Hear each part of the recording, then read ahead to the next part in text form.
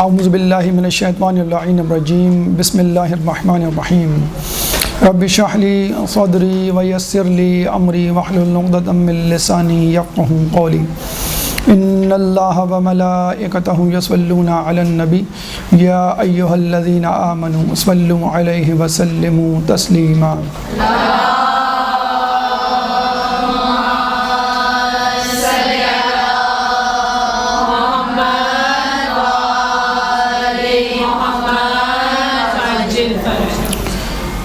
انسان کی زندگی میں قصے، کہانیوں اور داستانوں کی اہمیت ہمیشہ سے رہی ہے۔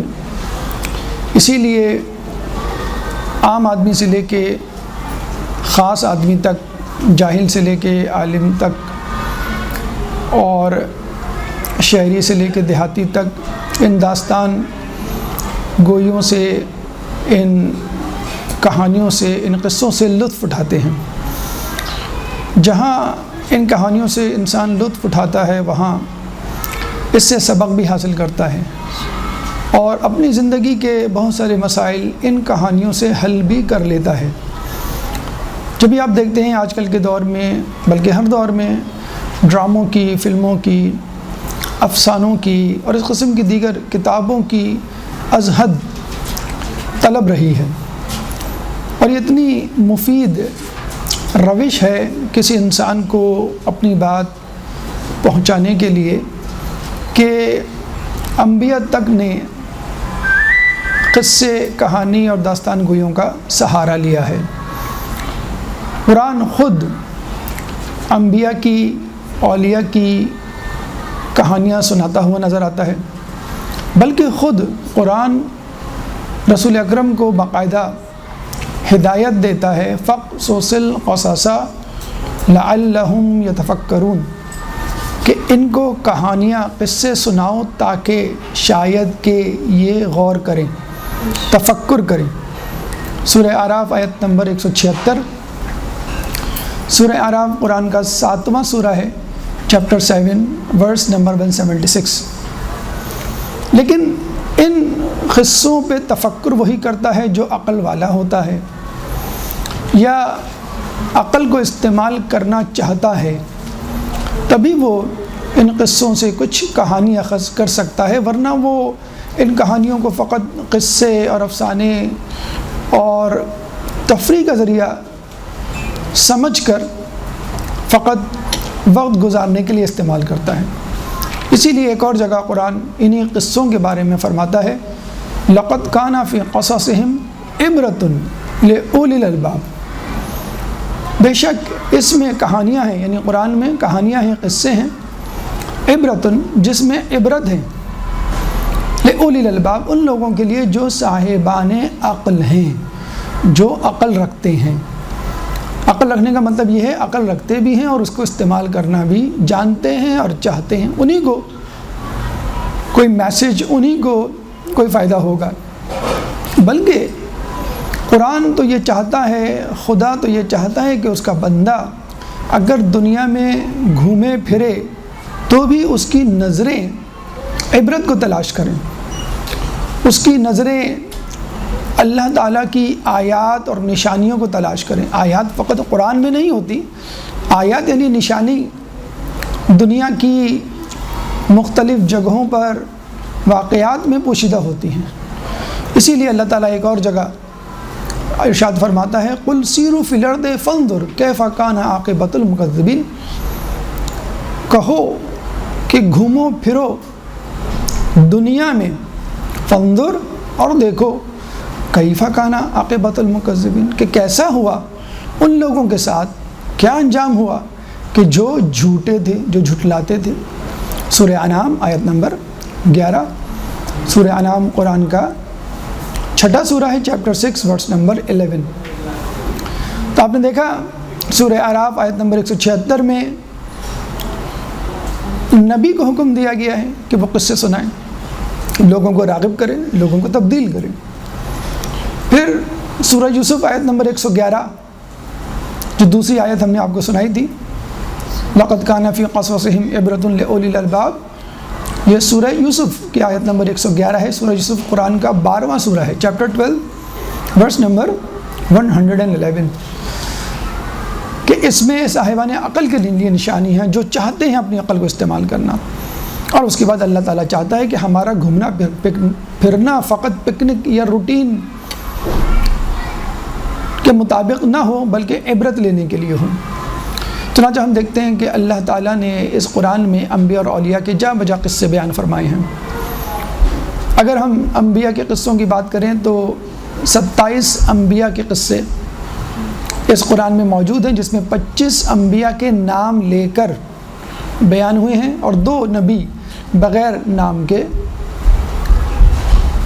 تذکرتاً آئے ہیں، وہ حضرت خضر علیہ السلام اور حضرت شمویل علیہ السلام۔ آج ہم جس نبی کا تذکرہ کرنے جا رہے ہیں اس نبی کا تذکرہ قرآن میں 43 مرتبہ 43 ٹائمز آیا ہے، اور ایک پورا سورہ نوح جو کہ قرآن کا 71واں سورہ ہے، چیپٹر 71 آپ کے لیے موجود ہے، آپ کے نام سے منسوب ہے، کہ جس کی پہلی آیت میں اللہ تعالیٰ نوح علیہ السلام کا تذکرہ کرتے ہوئے نظر آتا ہے۔ اِنَّا أَرْسَلْنَا نُوحًا إِلَىٰ قَوْمِهِ أَنْ أَنذِرْ قَوْمَكَ کہ ہم نے نوح کو ان کی قوم کی طرف بھیجا، أَنْ أَنذِرْ قَوْمَكَ تاکہ وہ اپنی قوم کو ڈرائیں۔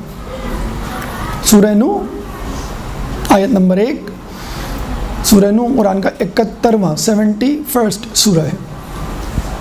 لیکن حضرت نوح علیہ السلام اس لحاظ سے بھی یکتا و یگانہ اور اپنی جگہ ممتاز نظر آتے ہیں کہ آپ نے انبیاء میں سب سے طویل عمر پائی، اور اسی طویل عمر کی وجہ سے آپ کو شیخ الانبیاء کہا گیا۔ 2500 سال آپ کی عمر تھی جو کسی نبی کو نہیں ملی۔ شیخ الانبیاء یعنی سردار نہیں، انبیاء کا سردار نہیں، کیونکہ سردار تو بلا شبہ خود رسول اکرم صلی اللہ علیہ وآلہ وسلم کی ذات ہے۔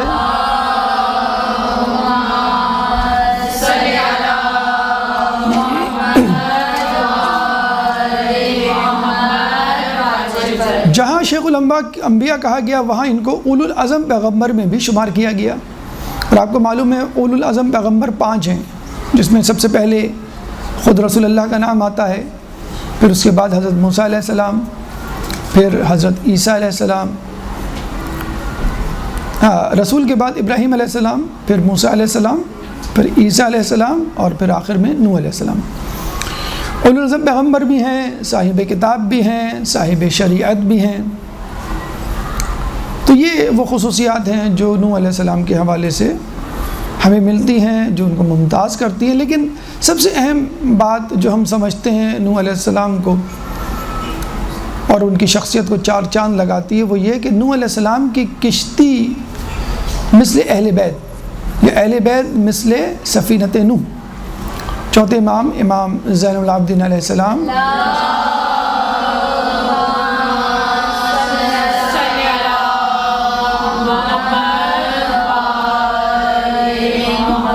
وسائل شیعہ میں آپ سے روایت ہے کہ انما مثل اہل بیتی منکم کمثل سفینۃ نوح، کہ ہم اہل بیت کی مثال تم لوگوں میں بالکل ایسی ہے جیسی سفینہ نوح کی، من دخل نجا، پس جو اس میں داخل ہو گیا اس نے نجات پائی، ومن تخلف غرقا، اور جس نے مخالفت کی، اعراض کیا، کشتی میں سوار نہ ہوا، اس نے اپنے لیے غرق ہونے کا راستہ اختیار کر لیا۔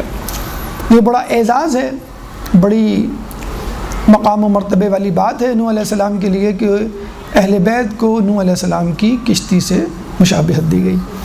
آئیے ہم نوح علیہ السلام کی سیرت کا مطالعہ کرتے ہیں اور دیکھتے ہیں کہ اس سیرت سے ہمارے لیے، ہماری زندگی کے لیے کون سے مطالب و مفاہیم ہیں جو اہم ہیں، جن سے ہمارے مسائل حل ہو سکتے ہیں۔ اچھا، یہ گفتگو کرنے سے پہلے تمام تر گفتگو انشاءاللہ پرنٹ آؤٹ کی صورت میں آپ لوگوں کو مل جائے گی، اگر آپ چاہیں تو لکھ لیں، چاہے نہ بھی نہ بھی چاہیں تو بھی انشاءاللہ پرنٹ آؤٹ کے فارم میں آپ کو مل جائے گی۔ ایک درود پڑھ دیں محمد والے محمد۔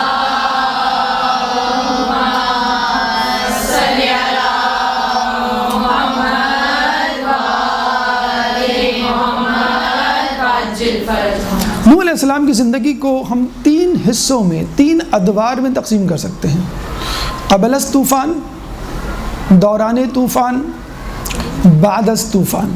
یہ 3 مراحل میں انشاءاللہ ان کی گفتگو، ان کی سیرت کا احاطہ کریں گے۔ قبل از طوفان، سب سے پہلے نوح علیہ السلام کا تعارف، یعنی ان کی ذاتی خصوصیات۔ نوح علیہ السلام کا نام نوح اس لیے پڑا کہ وہ اپنی قوم پر یا اپنے نفس پہ، ایک روایت میں اپنے نفس پر ہے اور ایک روایت میں اپنی قوم پر ہے۔ اور اپنی قوم پر جب روایت آئی ہے تو اس میں کہا گیا 950 سال تک، تو یا تو اپنے نفس پر وہ نوحہ کرتے رہے 950 سال، یا اپنی قوم پر۔ قرین قیاس یہی ہے کہ 950 سال اگر کہا جا رہا ہے تو اپنی قوم پر، کیونکہ ان کی نبوت کا دور طوفان آنے سے پہلے 950 سال تھا۔ تو نہایت گریہ کرنے والے تھے، نہایت رونے والے تھے، اور 950 سال تک رونا واقعی ایک استقامت کی علامت ہے، اس لیے ان کا نام نوح پڑا۔ اس کے علاوہ جو تاریخ میں نام مشہور ہوا وہ ہے عبد الشکور۔ لیکن شاکر کہتے ہیں شکر کرنے والے کو، شکور بہت زیادہ شکر کرنے والا، عبد الشکور شکور کرنے والے کا غلام۔ عربی میں اگر کوئی خصوصیت کسی میں پائی جائے تو اس خصوصیت کے آگے عبد لگا دیتے ہیں۔ عبد الصالح مثلا، عبد الحمید، تو وہ اس سے متصف ہو جاتا ہے کہ یعنی یہ اس کا بیٹا ہے کہ جس میں یہ صفت پائی جاتی ہے، یعنی یہ شکر کرنے والے کا غلام ہے۔ تو جو غلام ہو اگر کسی کا تو اس غلام میں اپنے آقا کسی صفات پائی جاتی ہیں، جیسے عبداللہ اللہ کا بندہ، تو ہم میں وہ صفات پائی جاتی ہیں جو رب العالمین میں، اس حوالے سے کہ وہ رحیم ہے تو ہم بھی رحمت کا اظہار کرتے ہیں، وہ سخی ہے تو ہم بھی سخاوت کا اظہار کرتے ہیں اس کی مخلوق ہونے کے ناطے۔ تو شکر کرنے والے کا بیٹا یا غلام، یعنی نوح علیہ السلام نہایت شکر کرنے والے تھے۔ اور اس کا اندازہ اس بات سے لگا لیجئے کہ خود چوتھے امام سے روایت ہے کہ 3 خصلتیں لوگوں نے 3 لوگوں سے سیکھی ہیں: صبر ایوب علیہ السلام سے، شکر نوح علیہ السلام سے، اور حسد پسران یعقوب سے، یعقوب علیہ السلام کے بیٹوں سے۔ تو حقیقت ہے صبر ایوب بہت مشہور ہے، آپ نے سنا ہوگا کہ جب اللہ تعالیٰ نے ان کو بیماری میں مبتلا کیا تو کس طرح انہوں نے صبر کیا۔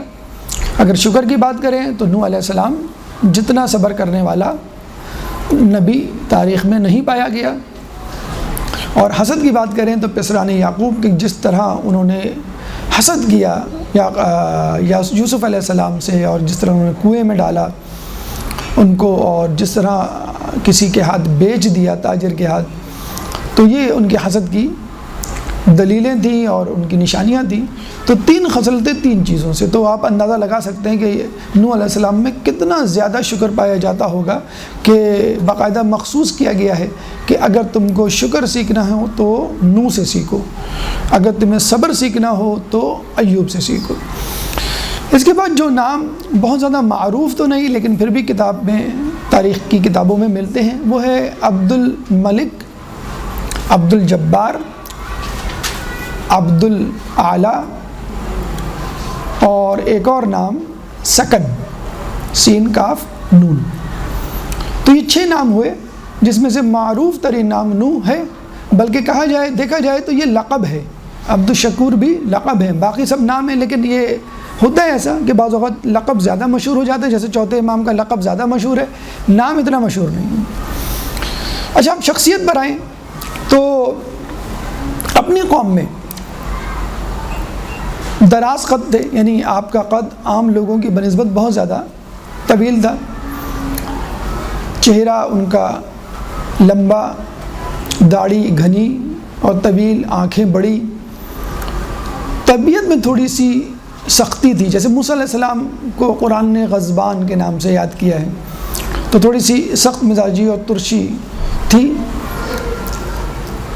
پہاڑوں پہ زندگی گزارا کرتے تھے، گوشہ نشینی کی زندگی گزارا کرتے تھے، اور طویل عرصے تک جب تک مبعوث نہیں ہوئے اللہ تعالیٰ نے ان کو کہا نہیں کہ بھئی اب جاؤ تم لوگوں میں تبلیغ کرو. جیسے خود رسول اللہ کی ذات کے حوالے سے ہمیں ملتا ہے کہ 40 سال تک وہ خفیہ مطلب ایسی زندگی گزارتے رہے کہ جو لوگوں میں بطور نبی کی حیثیت سے وہ معروف نہ تھے، اور زیادہ تر وقت ان کا غار حرا میں گزرتا تھا. تو یہ بھی پہاڑ پہ زندگی گزارا کرتے تھے، انتہائی سادہ زندگی گزارا کرتے تھے، زہد سے بھرپور زندگی، گھاس کھا کے، زمین کی گھاس کھا کر وہ گزارا کیا کرتے تھے. تو آپ دیکھ لیجئے جو شخص اس فطرت کا مالک ہو کہ آس پاس کے لوگوں سے بیزار ہو، ایک اندیکھی خدا کی عبادت کرتا ہو جس کی کسی نے اس کو تبلیغ بھی نہ کی ہو، تو یقیناً وہ نبی بنائے جانے کے اور کار تبلیغ کے بالکل موضوع اور مناسب ہے. عمر کا ہم دیکھیں تو 2500 سال ان کی عمر تھی. 850 سال تک وہ بطور نوح یا بطور عبد الملک، بطور عبد الشکور جسے کہتے زندگی گزارتے رہے. 850 سال میں ان کو نبوت کا کام سونپا گیا کہ بھئی اب آپ کو لوگوں میں تبلیغ کرنی ہے. 850 سال کے بعد 950 سال تک آپ تبلیغ کرتے رہے. تو یہ تقریباً ہو گیا آپ کے کل 1800 سال. 200 سال انہوں نے کشتی بنانے میں صرف کیے، جس میں بیٹھ کے انہوں نے عذاب الہی سے اپنے آپ کو محفوظ کیا. 2000 سال، 500 سال وہ زندگی جو طوفان نوح آنے کے بعد، تھم جانے کے بعد انہوں نے عراق کے شہر میں گزاری. تو یہ کل ان کی 2500 سال. اچھا یہ بھی بتا دیا جائے کہ عموماً جو نبی کسی جگہ آتے ہیں ان کی زندگیاں اس علاقے کے لوگوں کے حساب سے ہوتی ہیں. جیسے رسول کی زندگی 63 سال کی، تو ان کی امت کی زندگی اور عمریں بھی تقریباً 63 70 آس پاس 80. نوح علیہ السلام کی زندگی اگر 2500 سال تھی تو ان کی امت کے لوگوں کی عمریں اتنی نہیں تھیں. حالانکہ ہونی چاہیے 2-2500 سال، ان کی بھی 3000، لیکن ان کی عمریں ایوریج اوسط عمر ان کی 300 سال ہوا کرتی تھی.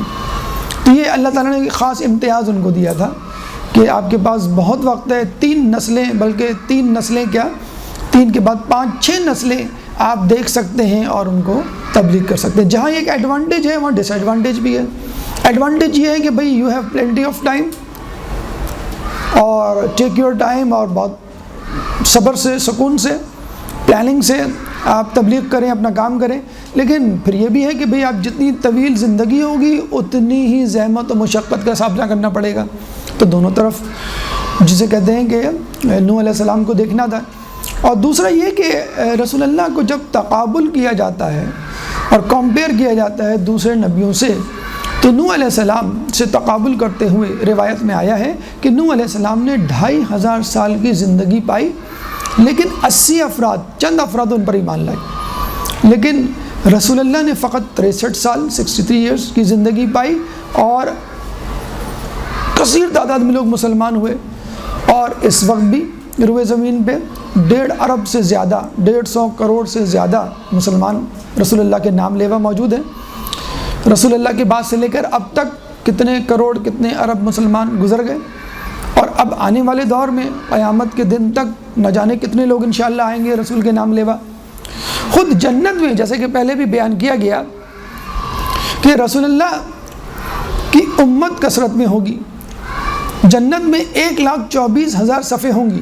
اصولاً تو 1,24,000 صفیں 1,24,000 انبیاء کے لیے ہونی چاہیے، لیکن 80,000 صفیں رسول اللہ کی امت سے پر کی جائیں گی. تو یہ بھی اللہ کے رسول کا ایک امتیاز ہے. تو یہ آپ کی ذاتی صفات، یہ آپ کی عمر کے متعلق. خاندان کے حوالے سے اگر ہم بات کریں تو آپ کا شجر نسب 10ویں پشت میں آدم علیہ السلام سے مل جاتا ہے، لیکن جو شجرہ دستیاب ہے ادریس علیہ السلام تک دستیاب ہے. یعنی حضرت نوح علیہ السلام، عبرانی زبان میں اس زمانے میں نام ہوا کرتے تھے، حضرت نوح علیہ السلام ابن لامک، ابن متوشلخ، ابن اخنع، ابن ادریس، اور 10ویں پشت میں یہ آدم علیہ السلام سے جا کے مل جاتے ہیں. ازواج کی اگر ہم بات کریں تو ایک تو وہ زوجہ، بیوی، جس کا نام اکثر تاریخ میں آتا ہے، جو اپنے بیٹے کی مثل کنعان نافرمان تھی اور طوفان نوح کا شکار ہوئی جس کا نام تھا رابعہ. لیکن ان کی ایک اور بیوی تھی جو مثل خدیجہ سلام اللہ علیہا تھی، اس کا نام تھا عمورہ، جس نے سب سے پہلے اسلام قبول کیا آپ کی امت میں، اور اس کی شادی حضرت نوح علیہ السلام سے ہوئی، اور پھر ماشاءاللہ مثل خدیجہ اور ایک نیک بیوی ہونے کے ناطے اس نے آپ کو بہت زیادہ تسلیاں دی، آپ کا ساتھ دیا اور آپ کی ہمت بڑھائی. اولاد کی اگر ہم بات کریں تو کنعان کا نام بہت زیادہ آپ نے سنا ہوگا، معروف نام ہے.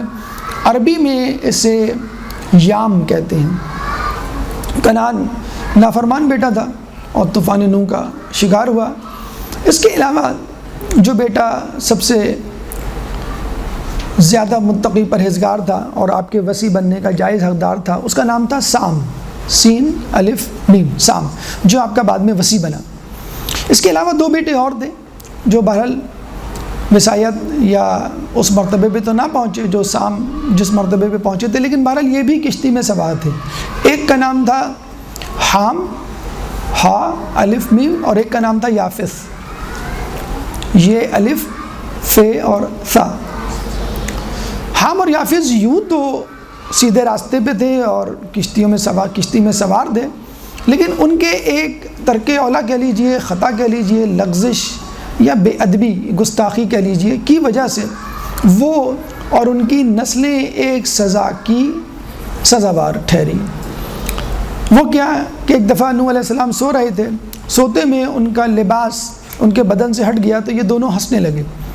تو سام نے فوراً ان کے لباس کو ان کے بدن پہ واپس رکھا، ڈھانپا، اور ان دونوں کو منع کیا، لیکن یہ دونوں ہنستے رہے. تو اللہ تعالیٰ نے اس بے ادبی وجہ سے ہوتا ہے، ہم دیکھتے ہیں کہ باپ اپنے بیٹے کے ساتھ جا رہا ہے، وہ سلپ ہو گیا اور گر گیا، تو ایک بیٹا ہنس رہا ہے، ایک بیٹا جو ہے وہ بابا کو پکڑ کے ان کو سہارا دے رہا ہے. تو وہ ایک بہرحال گستاخی کا موجب ہے جس شخص نے ان پہ جو ہے قہقہہ لگایا، جس بیٹے نے. تو کہتے یہ ہیں کہ اللہ تعالیٰ نے ان کو سزا یہ دی کہ حام کی اولاد سے ہمیشہ کے لیے سیاہ نسل کے لوگ پیدا ہوئے. تو اس وقت جو افریقہ میں موجود سیاہ فام ہیں وہ حام کی نسل سے ہیں. اسی طرح یافس کی نسل سے وہ لوگ پیدا ہوئے جن کو یاجوج ماجوج یا چینی باشندے کہا جاتا ہے. تو ان دونوں کی شکل و صورت دنیا میں بہرحال بہت زیادہ خوبصورت نہیں جانی جاتی. تو یہ ایک ترک اولا کی سزا تھی، بے ادبی کی سزا تھی جو اللہ تعالیٰ نے دی.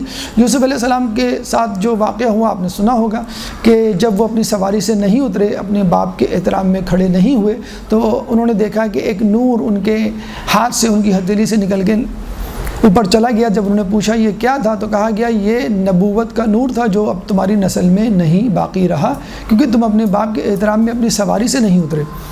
تو جب یوسف علیہ السلام کے ساتھ ایسا ہو سکتا ہے تو یافس اور حام کے ساتھ بھی ہو سکتا ہے. اور ہمارے لیے اس میں ایک پیغام ہے کہ اتنی سی بات پہ اللہ تعالیٰ آپ کی نسل میں اتنی بڑی سزا لکھ سکتا ہے. تو جو ہم آج کل اکثر ہم گلا کرتے ہیں کہ ہمارے ساتھ بیڈ لک بہت ہوتی ہے، ہماری جو ہے قسمت ہی خراب ہے، ہم پوری کوشش کرتے ہیں لیکن کام ہمیشہ ادھورا یا اپنے مقصد میں ہمیشہ ہم ناکام ہوتے ہیں. تو فوراً چیک کیجئے کہیں آپ اپنے ماں باپ کی نافرمانی تو نہیں کر رہے. اور نافرمانی نہیں، فقط بے ادبی، جو ہم ماں باپ پہ اکثر ہنس جاتے ہیں یا ان کی باتوں کو ہوا میں اڑا دیتے ہیں، اور ہماری امی جو ہیں وہ چیختی رہ جاتی ہیں، باپ جو ہے بیچارہ دانت پیس کے رہ جاتا ہے. تو یہ بھی ایک طرح کی بے ادبی گستاخی ہے، اس کی بھی سزا اللہ تعالیٰ ہم کو دے رہا ہوتا ہے دنیا میں اور دنیا کے بعد. بعض اوقات تو یہ ہوتا ہے کہ ہم بچوں کو بتا رہے ہوتے ہیں، اس پہ بھی ہنس رہے ہوتے ہیں. وہ درود پڑھ دیں محمد علیہ محمد.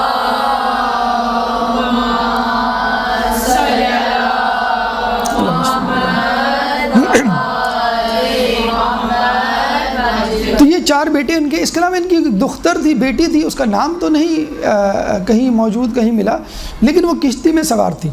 اور یہ کہا جاتا ہے کہ انہی 4-5 سے، یعنی 3 لڑکے اور 1 لڑکی سے ہی ان کی نسل جو ہے آگے بڑھی، اور اولاد آدم دوسری مرتبہ جو ہے وہ اپنے اپنی کثرت پر پہنچی. یعنی پہلے تو آدم علیہ السلام تھے، اس کے بعد نوح علیہ السلام کے طوفان کے بعد اکثریت مر گئی، یعنی تمام لوگ مر گئے جو کشتی میں تھے وہی تھے. لیکن ان کشتی میں بھی جو لوگ سوار ہوئے تھے نوح علیہ السلام کے ساتھ، نسل ان لوگوں سے ہی بڑی، یعنی 3 بیٹے اور 1 بیٹی.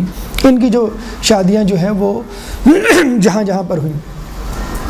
اب آئیے اس طرف کہ ان کی امت، جب ان کا خاندان ایسا تھا تو ان کی امت کے کیا احوال تھے.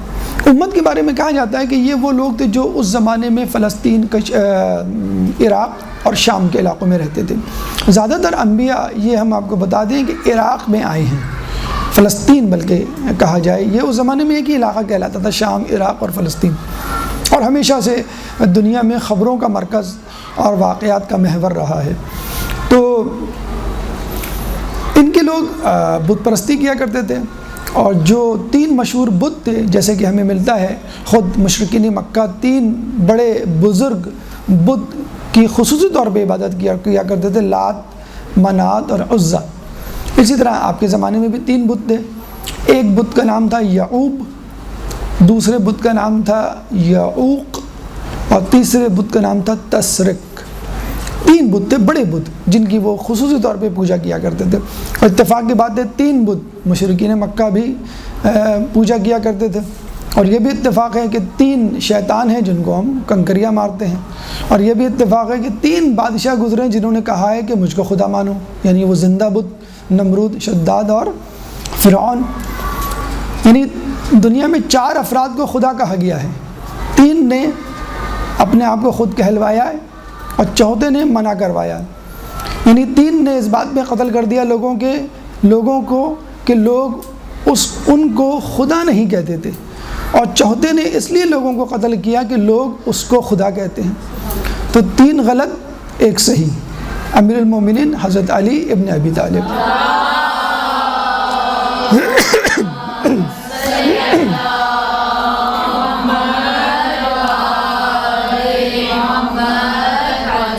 تو بت پرستی بڑی عام تھی.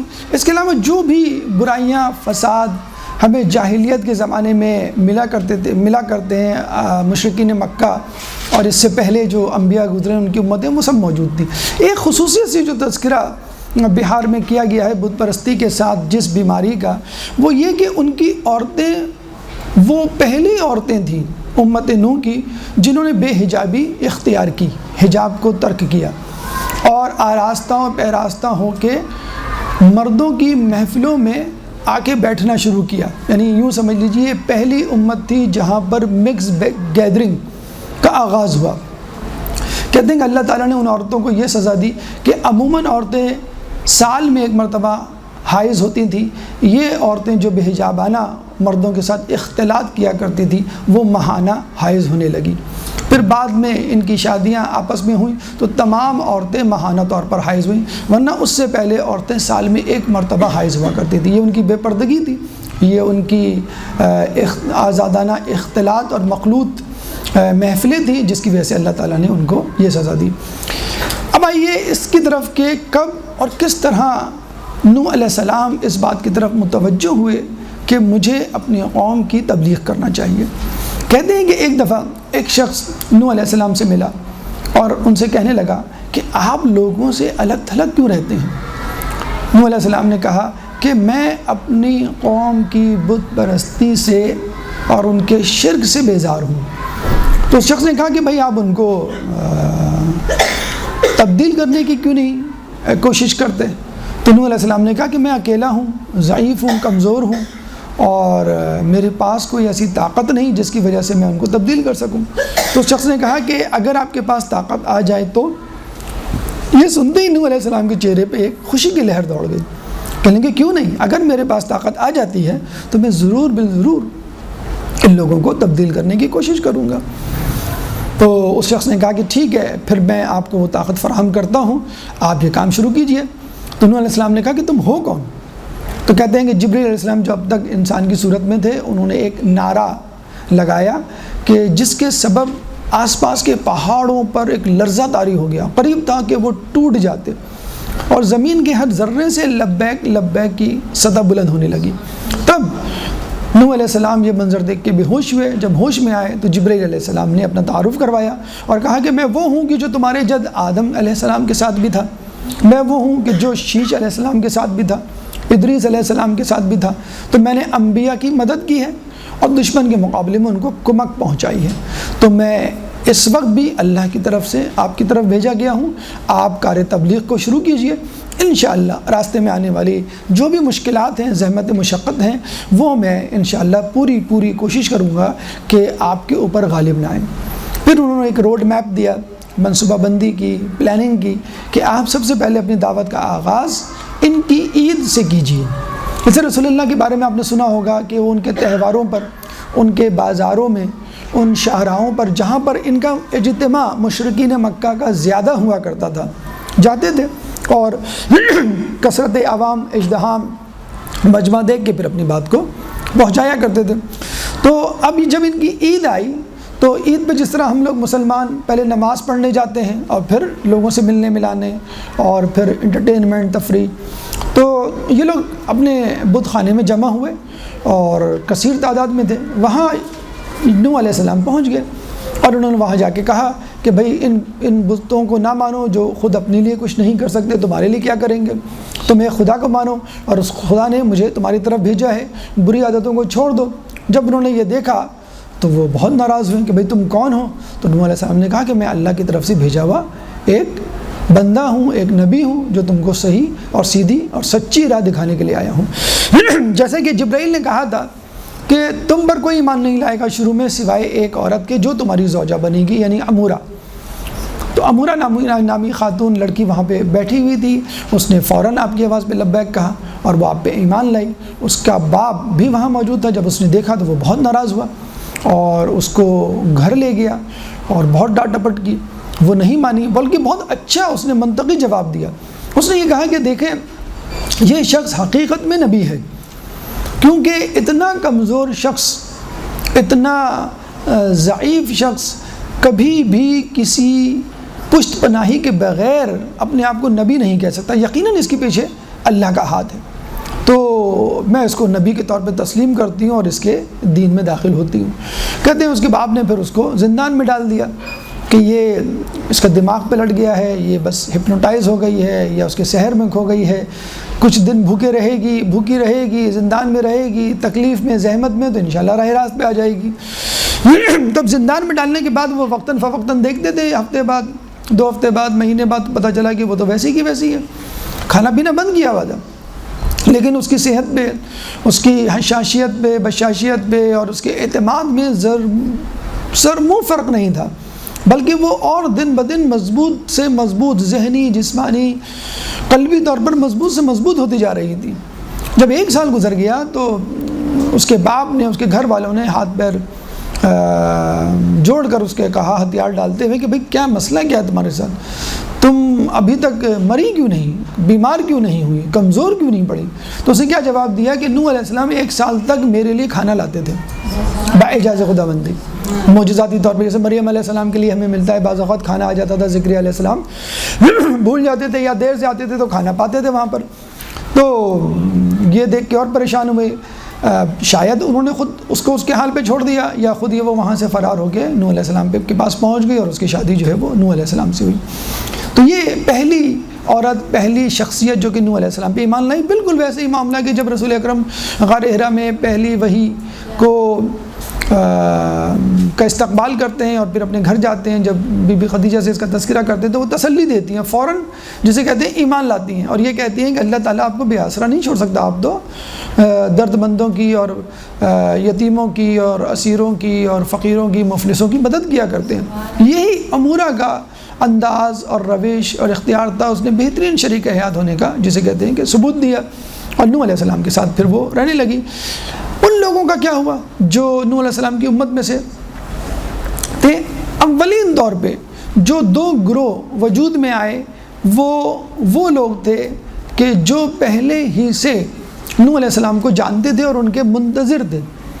ایک تو فرزندان شیث علیہ السلام کا گروہ, یعنی ان کے قبیلے کے لوگ. شیث علیہ السلام جو آدم علیہ السلام کے بعد نبی تھے. تو آپ کو معلوم ہے کہ جب بھی کوئی نبی جاتا ہے تو اپنے بعد آنے والے نبی کی نشانیاں بتا کر جاتا ہے اور خوشخبری دے کے جاتا ہے کہ جب وہ آئے گا تو یہ نشانیاں دیکھ لینا، علامات دیکھ لینا، معجزات سے تصدیق کر لینا اور پھر اس پہ ایمان لے آنا۔ تو وہ انتظار کر رہے تھے اس شخصیت کا۔ جب انہوں نے خد و خال، جسامت، معجزات اور تعلیمات دیکھی تو وہ سمجھ گئے کہ یہ وہی نبی ہے جس کی نوید شیس علیہ السلام نے دی تھی۔ دوسری طرف وہ گروہ تھا جو کہ فرزندان قابیل کا گروہ تھا۔ قابیل جس نے حابیل کو قتل کیا، اس کے بیٹے اور اس کی نسل حسد اور کینہ لیے ہوئے حابیل سے ابھی تک دنیا میں موجود تھے، انہوں نے فوراً انکار کیا۔ یہ بالکل ایسے ہی معاملہ ہے جیسے بنو امیہ اور بنی ہاشم کا۔ بنی ہاشم نے رسول اللہ کی آواز پہ لبیک کہا کیونکہ یہ سلیم الفطرت لوگ تھے، انبیاء کے خاندان سے تھے، اوصیاء کے خاندان سے تھے۔ اور بنو امیہ فطرتاً مکار، عیار، کینہ پرور لوگ جنہوں نے رسول اللہ کا انکار کیا اور بعد میں بھی اہل بیت کے، رسول اللہ کے خاندان کے اہل بیت کے دشمن رہے۔ تو یہ دو گروہ اولین تھے جو پہلے ہی وجود میں آ گئے، اور پتہ چل گیا کہ کون سا گروہ حضرت نوح کی حمایت کرے گا اور کون سا گروہ جو ان کی مخالفت کرے گا۔ جہاں تک تعلق رہا باقی لوگوں کا، تو وہ آپ کو معلوم ہے باقی لوگ تو وہ ہوتے ہیں جو دیکھتے ہیں کہ ہوا کا رخ کس طرف ہے۔ اس وقت ہوا کا رخ جو ہے فرزندان قابیل کی طرف تھا، میجورٹی نے انکار کر دیا تھا، تو یہ نوح علیہ السلام کا مذاق اڑایا کرتے تھے۔ مثلاً کہا کرتے تھے کہ بھائی تم تو ہمارے جیسے انسان ہو، جیسے رسول اللہ کے بارے میں کہا جاتا تھا، تمہارے اندر کوئی فضیلت ہی نہیں ہے، یعنی نہ تم کسی بڑے قبیلے کے ہو، نہ کوئی شہزادے ہو، نہ کوئی رئیس سردار ہو، تم تو عام آدمی ہو، ایک تو بشر ہو اور پھر بشر میں بھی کامن پیپل، عام عوام میں سے ہو۔ نمبر 3، تمہارے ساتھ جو لوگ ہیں وہ بھی سیدھے سادے اور غریب مفلوق الحال طبقے سے تعلق رکھتے ہیں، جسے خود رسول اللہ کے بارے میں یہ الزام دیا جاتا ہے تمہارے ساتھ کون ہے؟ سلمان فارسی ہیں، مقداد بن اسود ہیں، عمار یاسر ہیں، ابو ذر غفاری ہیں۔ تو یہ وہ لوگ ہیں جو معاشرے میں بہت زیادہ اسٹیٹس وائز، مطلب مالی اعتبار سے، خاندانی اعتبار سے اتنے مضبوط نہیں ہوا کرتے تھے۔ تو اس سے بھی لوگ کہا کرتے تھے کہ یہ کیسے ممکن ہے کہ یہ اللہ کا نبی ہو، کوئی بڑی شخصیت ہو۔ نوح علیہ السلام کے ساتھ بھی یہ الزام لگایا گیا، اور جب فرزندان قابیل نے ان کو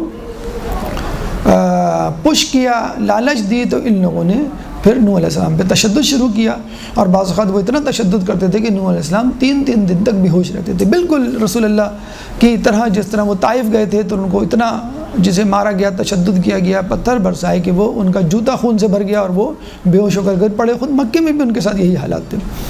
آخر میں کیا ہوا کرتا تھا، جب 300 سال کی زندگی پوری ہو جاتی تھی، جو ایوریج ایج تھی ان کی، مرنے کے قریب ہو جاتے تھے، تو بجائے اس کے کہ وہ اپنی زندگی سے، اپنے تجربات سے کوئی نتیجہ اخذ کرتے، کسی صحیح نتیجے پر پہنچتے، بلکہ اپنے بچوں کو انگلیاں پکڑ کر نوح علیہ السلام کے پاس لاتے اور کہتے اس شخص کو پہچان لو، ہم تو مرنے جا رہے ہیں، کبھی بھی ہمارا بلاوا آ سکتا ہے، ہم مر سکتے ہیں، لیکن یہ شخص تم کو بہکانے کی کوشش کرے گا تو اس کی بات نہیں ماننا۔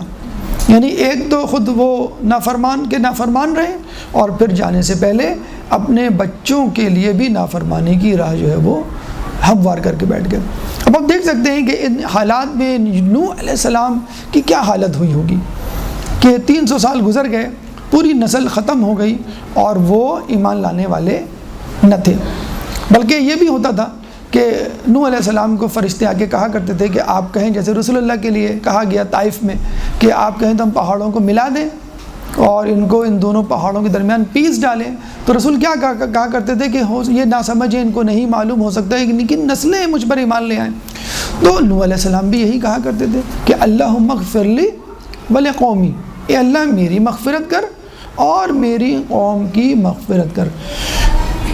انہا لیعلمون، کیونکہ ان کو نہیں معلوم کہ کیا صحیح ہے کیا غلط ہے۔ یعنی ہمیشہ انہوں نے دعا کی ہے، لیکن پھر بھی آدمی سے کہتے ہیں کہ ایک لمٹ ہوتی ہے، اور آدمی دیکھ لیتا ہے کہ اب اس قوم میں مزید کوئی گنجائش نہیں ہے اور میری بھی اب ہمت جواب دے گئی ہے۔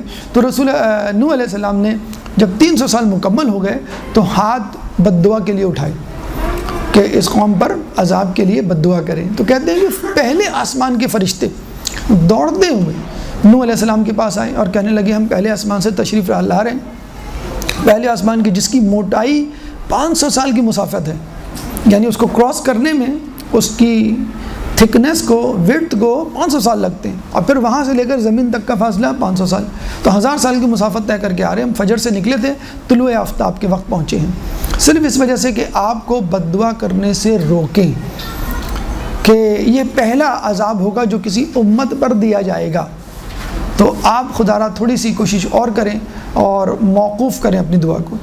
نوح علیہ السلام نے دوبارہ ایک ہمت باندھی، کمر بستہ ہوئے اور دوبارہ تبلیغ شروع کی۔ 300 سال تک ان کے لیے کوشش کی کس طرح وہ راہ راست پہ آ جائے، لیکن راہ راست پہ نہ آئے۔ 300 سال بعد آپ نے پھر دعا کے لیے ہاتھ اٹھائے، اور دعا کرنے ہی والے تھے تو کہ دوسرے آسمان سے فرشتے دوڑتے ہوئے آئے، کہنے لگے کہ ہم دوسرے آسمان سے تشریف لا رہے ہیں، اور دوسرے آسمان کی موٹائی 500 سال کے برابر ہے۔ اس کے بعد دوسرے آسمان سے پہلے آسمان تک کا راستہ 500 سال ہے، پھر پہلے آسمان کی موٹائی 500 سال، پھر پہلے آسمان سے لے کے زمین تک کا فاصلہ 500 سال، یعنی 2000 سال کا فاصلہ طے کر کے ہم فجر سے نکلے تھے، چاشت میں پہنچے، صرف اس وجہ سے کہ آپ کو بد دعا دینے سے روکیں، کیونکہ یہ پہلی قوم ہوگی، پہلا عذاب ہوگا جو کسی قوم پر آئے گا۔ نوح علیہ السلام پھر رک جاتے ہیں، پھر 300 سال یعنی تیسری نسل پہ وہ حربہ آزماتے ہیں، کوشش کرتے ہیں، تبلیغ کرتے ہیں، لیکن 300 سال بعد پھر وہی بات کہ ان لوگوں نے نہ سدھرنا تھا، جن لوگوں نے یعنی جو لوگ نوح علیہ السلام کے پاس آ چکے تھے، بہت قلیل مقدار میں ان کے ساتھ تھے، تقریباً 240 افراد، اور تقریباً 70,000 سے کچھ زیادہ وہ لوگ تھے جو ایمان نہیں لائے تھے۔ تو اس دفعہ خود اللہ تعالیٰ نے ورڈکٹ، جسے کہتے ہیں کہ نوشتہ دیوار دے دیا کہ لن یؤمن من قومک، اب تمہاری قوم میں سے کوئی ایمان نہیں لائے گا، الا من قد آمنا، سوائے ان لوگوں کے جو ایمان لا چکے۔ چنانچہ اب تم بد دعا کر سکتے ہو، اور اب ہم تمہارا انتظام کرنے والے ہیں، اور جلد ہی تم کو خوشخبری دیں گے۔ جب یہ بات انہوں نے اپنی قوم کو سنائی تو قوم بہت خوش ہوئی، تو قوم ایک دفعہ نوح علیہ السلام کے پاس آئی اور کہا کہ آپ نے کہا تھا آپ ہمیں خوشخبری سنائیں گے ان قریب، اور ان لوگوں سے نجات دلوائیں گے جو ہم پہ ظلم کر رہے ہیں، تو اپنے خدا سے کہیں کہ اب ہمارے لیے کوئی راستہ تلاش کریں۔ تو نوح علیہ السلام نے جب خدا سے رابطہ کیا تو خدا نے کہا کہ ان کو کہو کہ 1 سال اور صبر کریں۔ انہوں نے کتنے سال صبر کیا تھا؟ 950 سال، 1 سال صبر کرنے کا کہا گیا، اور اس کی نشانی یہ رکھی گئی کہ تم لوگ جا کے کھجور کے درخت اگاؤ گے، اور کھجور جب پک جائیں گے 1 سال کے بعد، تو وہ 1 سال میں اس کی فصل پکتی ہے، تم لا کے مجھے دو گے، اور پھر میں انشاءاللہ تمہارا کوئی بندوبست کروں گا۔ تو کہتے ہیں ان 240 لوگوں میں 80 افراد شک میں پڑ گئے، گمراہ ہو گئے، اور نوح علیہ السلام کو مورد الزام ٹھہرانے لگے کہ نہیں، آپ نے جو ہے اب تک ہمیں بیوقوف بنایا، اب بھی بیوقوف بنا رہے ہیں، آپ کوئی نبی نہیں ہیں، اور ہم آپ کی بات پر، آپ کی تعلیمات پر ایمان نہیں لاتے۔ اور وہ 80 افراد ان گمراہ لوگوں سے جا کر ملے۔ اب جو باقی افراد بچے 240 میں سے 160 یہ واپس گئے، انہوں نے کھجور کے درخت لگائے، جب کھجور پک گئے 1 سال بعد واپس آئے، نوح علیہ السلام سے کہا کہ ہم کھجور لے آ چکے، اب آپ کوئی بندوبست کیجئے۔ تو اللہ تعالیٰ کی طرف سے دوبارہ ایک فرمان آیا کہ 1 سال اور انتظار کرو، کھجور کے درخت لگاؤ اور پھر وہ کھجور لے کے آؤ۔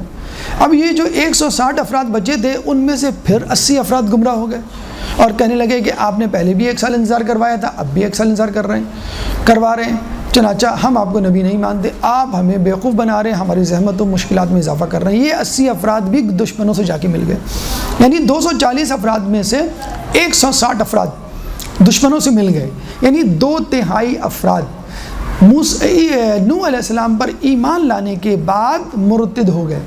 جگہ یہ وہی بات ہے کہ جو ہم کہا کرتے ہیں کہ رسول اللہ پر ایمان لانا اتنا مشکل کام نہیں جتنا ایمان لانے کے بعد آخر دم تک اپنے ایمان پر قائم رہنا ہے۔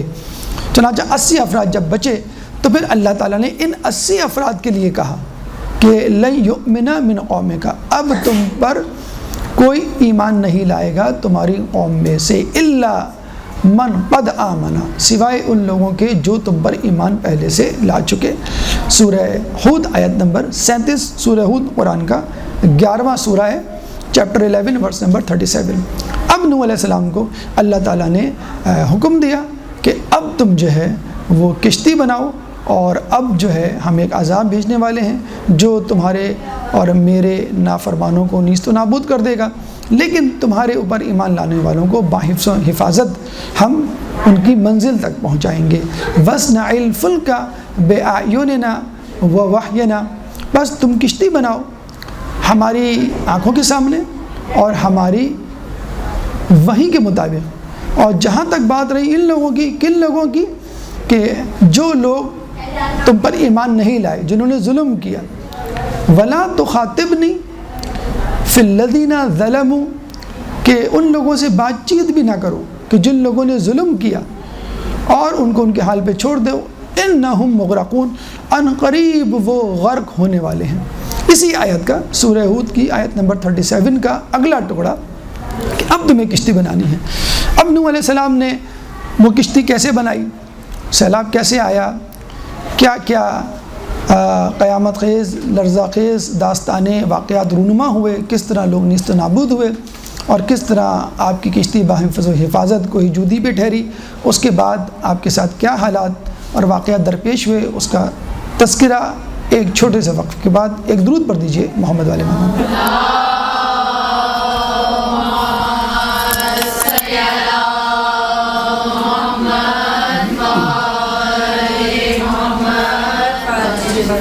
اعوذ باللہ من الشیطان اللعین الرجیم، بسم اللہ الرحمن الرحیم۔ رب اشرح لی صدری ویسر لی امری واحلل عقدۃ من لسانی یفقہوا قولی۔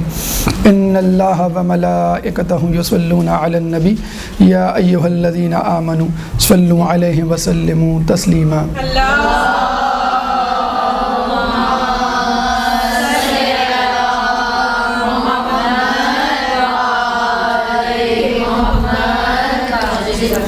نوح علیہ السلام کے حوالے سے ہماری گفتگو کا سلسلہ جاری تھا۔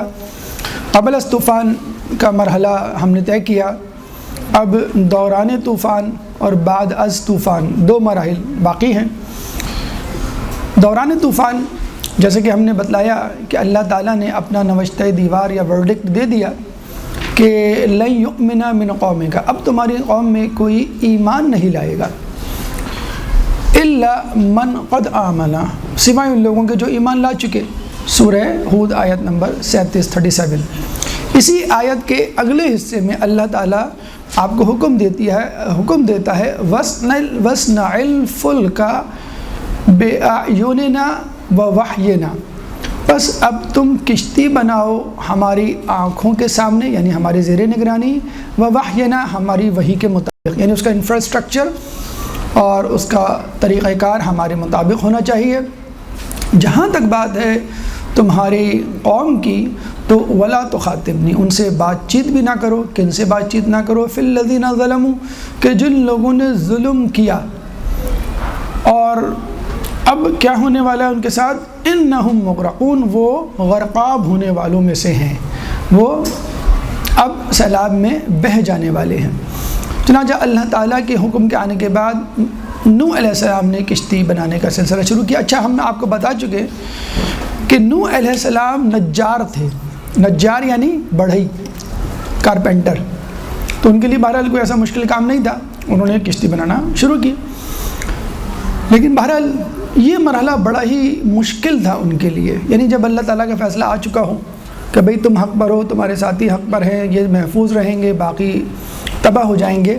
اس کے بعد بھی اللہ تعالیٰ نے 200 سال انگیج کیا نوح علیہ السلام اور ان پر ایمان لانے والوں کو کشتی بنانے میں۔ حالانکہ چاہتا تو آسمان سے کشتی اتار دیتا، جب آسمان سے پانی نازل ہو سکتا ہے معجزاتی طور پہ، کشتی بھی آ سکتی ہے۔ اچھا، 1 مہینہ نہیں، 1 سال نہیں، 10 سال نہیں، 200 سال۔ اچھا، 200 سال کسی گیراج میں، کسی پہاڑی کے عقب میں، کسی وادی میں، کسی جنگل میں بنانی ہوتی تو چلے ٹھیک ہے، لوگوں کے سامنے بنانی تھی۔ جو لوگ وہاں سے گزرتے تھے وہ نوح علیہ السلام کا مذاق اڑاتے تھے اور رقیق قسم کے جملے کسا کرتے تھے۔ مثلا کیا جملے؟ ان جملوں میں آپ اپنے معاشرے اور ماحول کو بھی تلاش کیجئے۔ جب بڑھئی کا پیشہ کامیاب نہ ہوا تو پیغمبر بن گئے، مطلب جب اسکول کالج میں نہ پڑھ سکے تو مولانا بن گئے۔ ہمارے یہاں یہی کہا جاتا ہے نا، اپنی فیلڈ میں کامیاب نہیں ہوئے تو فیلڈ چھوڑ کر آپ ممبر پہ بیٹھ گئے۔ اور جب پیغمبری میں بھی کوئی اسکوپ نظر نہیں آیا، پیسے نہیں بنا سکے مولانا بن کے، تو پھر دوبارہ اپنی فیلڈ میں واپس آ گئے، یعنی دوبارہ نجار بن گئے۔ یہی جملے آج کل کے مبلغین کو کہے جاتے ہیں، وہی جملے نوح علیہ السلام کو۔ پھر کسی نے کہا بھائی نہ یہاں دریا ہے، نہ یہاں سمندر ہے، نہ یہاں کوئی نہر، تالاب، پانی، کنواں، تو تم کشتی بنا کس لیے رہے ہو؟ کسی نے کہا ایسا کرو اس میں جو ہے وہ پر لگا لو تاکہ اڑنے کے کام آ سکے۔ کسی نے کہا بھئی اس کی دم بڑی جو ہے وہ لمبی ہے، کسی نے کہا کہ بھئی اس کی چونچ کہاں ہے، وغیرہ وغیرہ۔ اب آپ خود اندازہ لگا سکتے ہیں کہ نوح علیہ السلام اور ان کے ساتھیوں پہ کیا گزر رہی ہوگی۔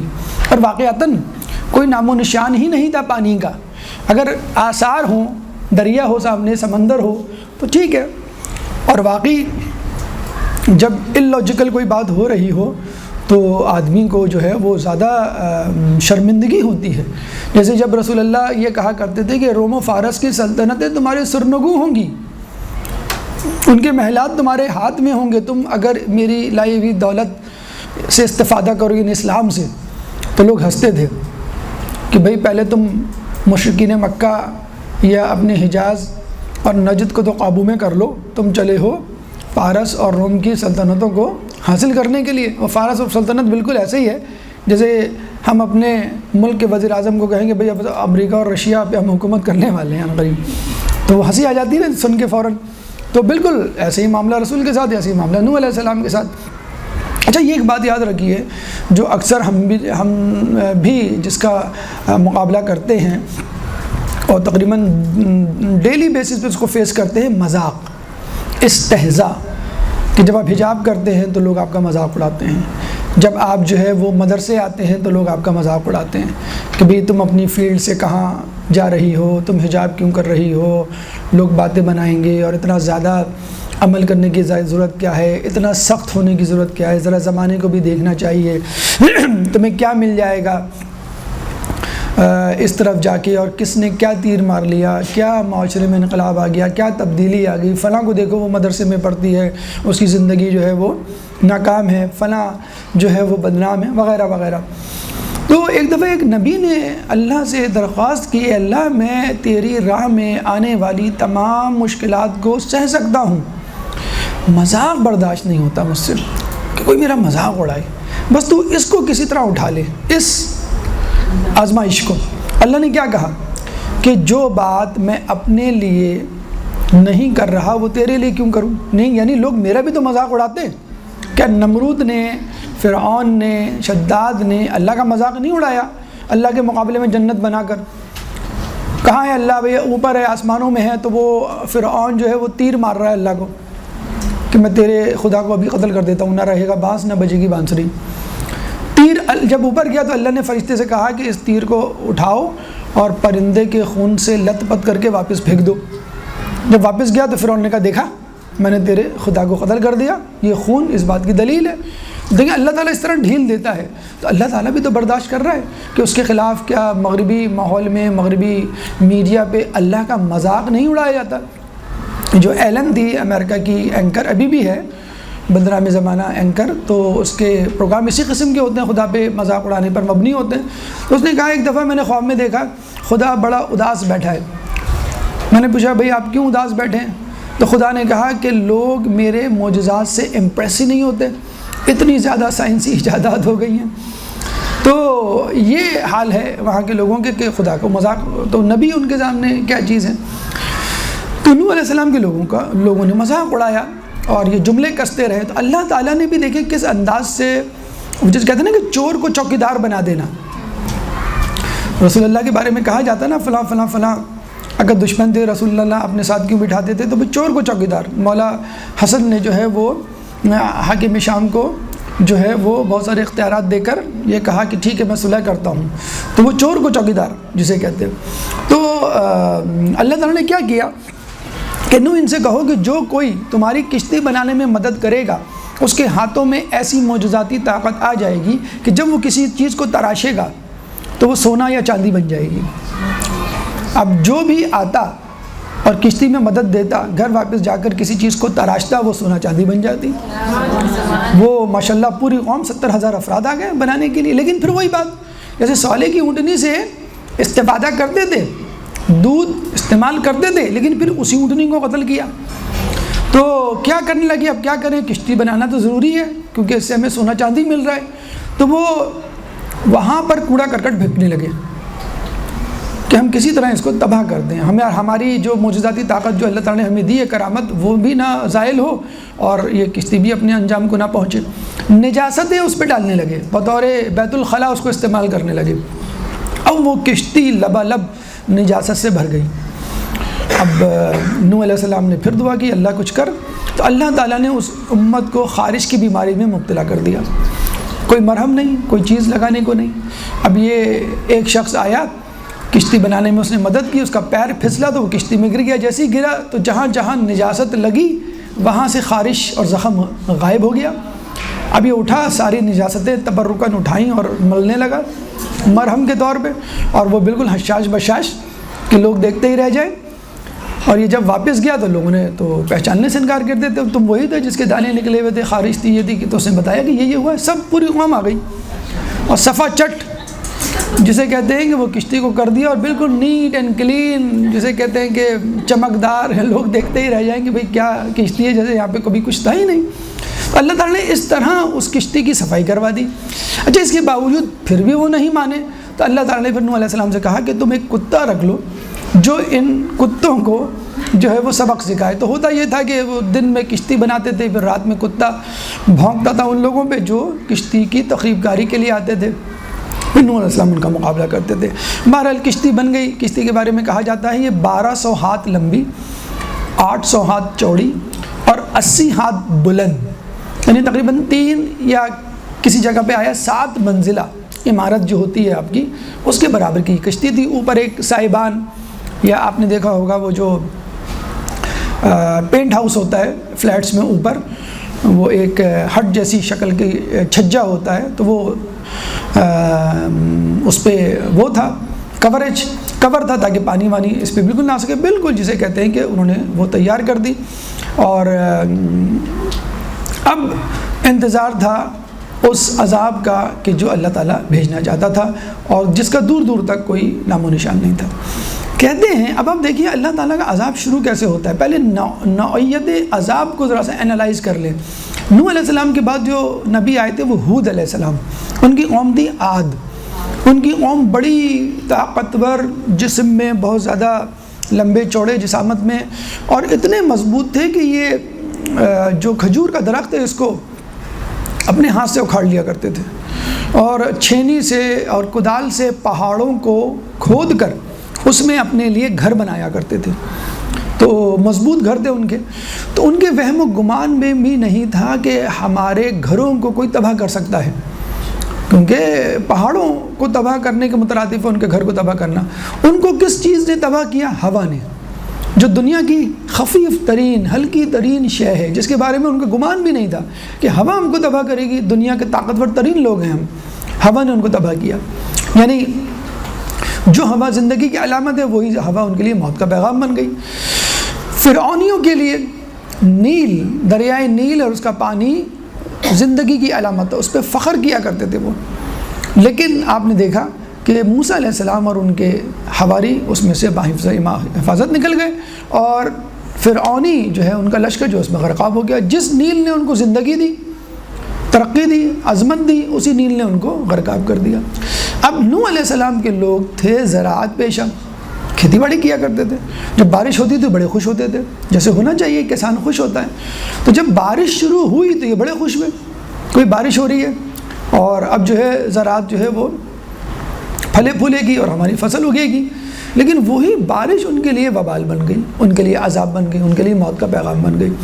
تو اللہ تعالیٰ نے جب کسی قوم پہ کوئی عذاب بھیجا ہے یا ان کو جب نیچا دکھانے کی کوشش کی ہے تو ایسی جگہ سے ان کو نیچا دکھانے کی کوشش کی ہے کہ ان کو وہم و گمان بھی نہیں تھا، اور جس چیز پہ ان کو ناز ہوا کرتا تھا وہی چیز ان کے لیے موت کا پیغام۔ جیسے عربوں کو ناز تھا اپنی زبان پر، اتنا ناز تھا کہ غیر عرب کو وہ عجم کہا کرتے تھے۔ عجم کا مطلب ہے گونگا، یعنی جس کو عربی نہیں آتی وہ گونگا ہے، گویا اس کو بولنا ہی نہیں آتا۔ تو انہوں نے جو ہے اللہ تعالیٰ نے ان کو کس چیز سے کس معجزے سے مات کیا؟ قرآن کے معجزے سے۔ اتنی فصاحت و بلاغت کہ وہ عاجز آ گئے کہ ہم اس جیسا کلام، اس جیسی سورہ، اس جیسی ایک آیت، سورہ کوثر جیسی ایک سورہ مختصر ترین ہم نہیں لا سکتے۔ تو اس طرح اللہ تعالیٰ نے بارش کے ذریعے ان کو عذاب بھیجا جو ان کے وہم و گمان میں بھی نہیں تھا کہ بھئی ہم اس سے ہلاک ہو سکتے ہیں۔ اب آپ یہ دیکھیے بارش کی ابتدا کیسے ہوئی۔ نوح علیہ السلام کی زوجہ تنور میں روٹیاں پکا رہی تھیں، اس تندور سے پانی ابلا۔ پانی تو آگ کو بجھانے کے لیے ہوتا ہے، اور وہ تندور سے کیسے نکل آیا؟ تو وہ چلائیں، نوح علیہ السلام بھاگے بھاگے آئے، اس کو اینٹ سے ڈھانپا، مہر لگائی۔ اب وہ سمجھ گئے کہ اب اللہ کا عذاب شروع ہو گیا ہے۔ انہوں نے فوراً جو ہے تمام جانوروں کو اور کچھ پودوں کو، کچھ جانوروں کے جوڑوں کو اور انسانوں کو جو ان کے ساتھ تھے لیا اور اس میں چڑھا دیا۔ کس پہ؟ کشتی پہ۔ اچھا، پھر جگہ جگہ سے پانی ابلنے لگا، کسی ایک جگہ سے نہیں، جگہ جگہ سے۔ اور کہتے ہیں نوح علیہ السلام نے باقاعدہ آواز بھی دی تھی پانیوں کو جو اس وقت وہاں موجود تھے کہ میری مدد کرو، اور جو اللہ تعالیٰ چاہ رہا ہے یعنی سیلاب لانا، اس میں اپنے پانی کی مقدار کو اس میں شامل کرو۔ تو جن جن پانیوں نے اپنے پانی کو پیش کیا وہ پانی ہمیشہ کے لیے میٹھا قرار پایا، اور جس پانی نے انکار کیا وہ تلخ اور کھارا قرار پایا۔ یہ تھا زمین کا پانی۔ اوپر سے پانی برسنے بھی لگا۔ اچھا، ہمارے یہاں جو بارش ہوتی ہے وہ عموماً دھار یا قطروں کی صورت میں ہوتی ہے جس میں آپ نہا بھی سکتے ہیں، لیکن اگر آپ نے کبھی غور کیا ہو، آپ مڈل ایسٹ جائیں، سعودیہ جائیں، حج عمرہ زیارت وغیرہ پہ آپ جاتے ہوں گے، تو وہاں جو بارش ہوتی ہے وہ یک بارگی ہوتی ہے، دھار یا قطروں کی صورت میں نہیں ہوتی، آپ نہا نہیں سکتے، وہ ایک تھپیڑے ہوتے ہیں، جیسے ایک دم سے کسی نے جو ہے وہ نلکا کھول دیا، اکثر کھول دے کہتے بھی ہیں کہ اللہ میں نے نلکا کھول دیا اور بند کرنا بھول گئے۔ تو حقیقتاً اللہ اسی طرح کی تشبیہ دیتا ہوا نظر آتا ہے قرآن میں۔ سورہ قمر آیت نمبر 11، سورہ قمر قرآن کا 54واں سورہ ہے، چیپٹر 54 ورس نمبر 11، کہ فَفَتَحْنَا أَبْوَابَ السَّمَاءِ بِمَاءٍ مُنْهَمِرٍ، کہ بس ہم نے آسمان کے دروازوں کو پانی کے لیے کھول دیا، منہمر، اور وہ یک بارگی گرا، قطرہ قطرہ دھار کی صورت میں نہیں بلکہ یک بارگی ایک ساتھ گرا۔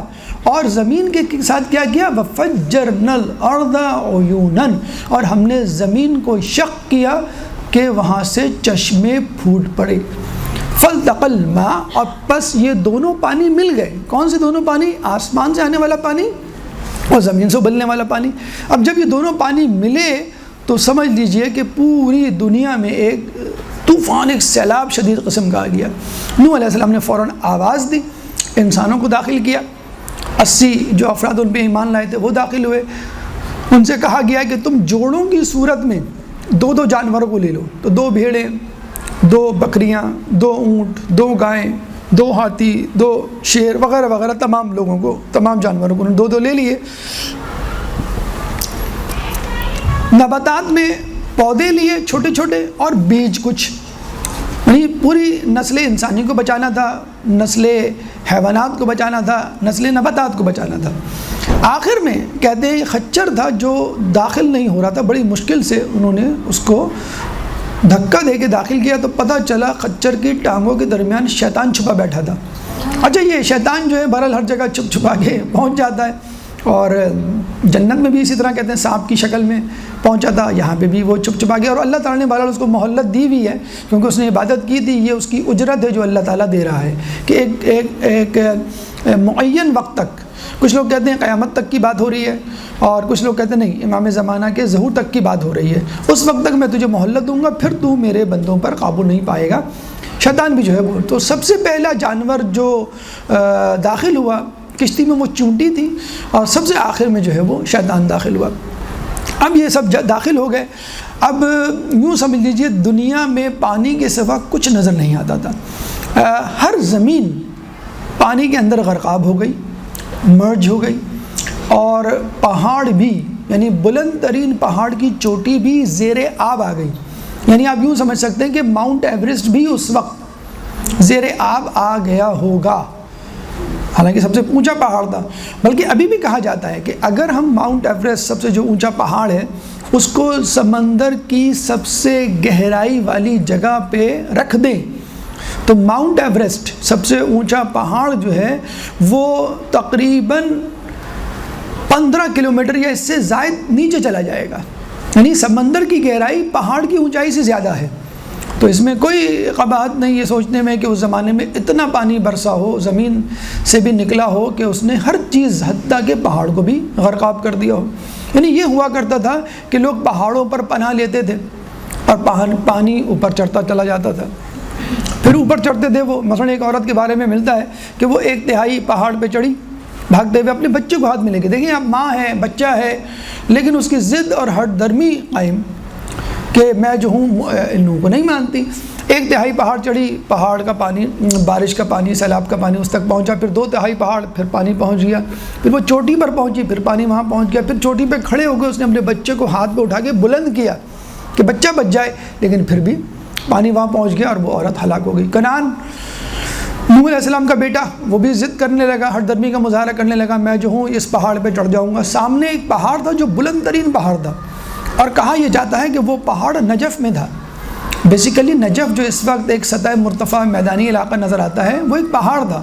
تو اللہ تعالیٰ نے اس پہاڑ کو کہا کہ میرے عذاب میں مبتلا ہونے والے لوگ تیرے پہاڑ پہ چڑھ کر، تجھ پہ چڑھ کر میرے عذاب سے پناہ لینے والے ہیں۔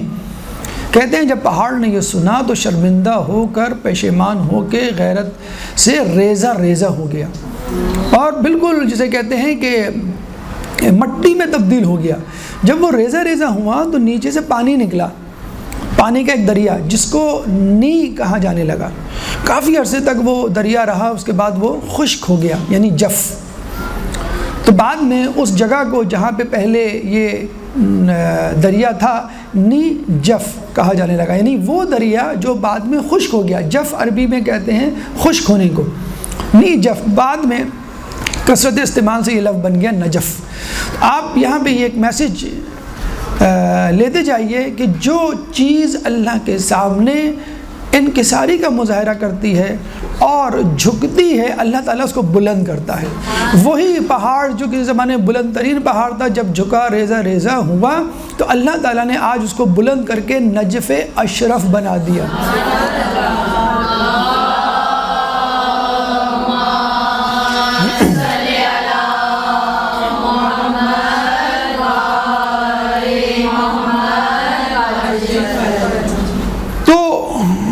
کنعان جو ہے وہ اس طرح غرقاب ہوا اور اپنے انجام کو پہنچا۔ اب یہ جو کشتی میں لوگ بیٹھے ہوئے تھے، یہ بھی تھوڑا سا سراسیمہ ہوئے، خوفزدہ ہوئے، پریشان ہوئے کہ ایک ایک شخص ان کی آنکھوں کے سامنے غرقاب ہو رہا ہے، کہیں ہم بھی غرقاب نہ ہو جائیں۔ تو اللہ تعالیٰ نے ان کو ڈھارس بندھائی اور کہا کہ تم لوگ جو ہے وہ لا الہ الا اللہ کا جو ہے وہ ورد کرو 1000 مرتبہ، تو انشاءاللہ اللہ تعالیٰ تم کو محفوظ رکھے گا۔ تو جب یہ زلزلہ اور طوفان یہ تمام چیزیں آئیں تو نوح علیہ السلام پڑھنا بھول گئے، یا جلدی میں انہوں نے عبرانی زبان میں بس کہہ دیا کہ حلولیہ حلولیہ یا اللہ اتقن، کہ اللہ ہمیں جو ہے الفن الفن، کہ ہمیں اللہ جو ہے وہ بچا لے، اس طرح کہہ کے۔ پھر بعد میں ان کو خیال آیا تھا اللہ تعالیٰ نے مجھ سے کہا تھا لا الہ الا اللہ، تو انہوں نے باقاعدہ یہ پھر وظیفہ اپنی انگشتری پہ لکھوا لیا، لا الہ الا اللہ الفن الفن اصلحنی، کہ اے اللہ جو ہے وہ کوئی خدا نہیں سوائے اللہ کے 1000 مرتبہ، اور پھر اے اللہ ہماری اصلاح کر۔ تو اس کے بعد یہ بھی کہ ملتا ہے کہ جب تم کو اس کشتی کو اسٹارٹ کرنا ہو تو بسم اللہ الرحمن الرحیم پڑھو، اور جب تمہیں اس کو روکنا ہو تو بسم اللہ الرحمن الرحیم پڑھو۔ تو یہ انہوں نے وظیفہ یاد کر لیا۔ اس کے بعد کہتے ہیں کہ یہ کشتی خانہ کعبہ کی طرف چلی۔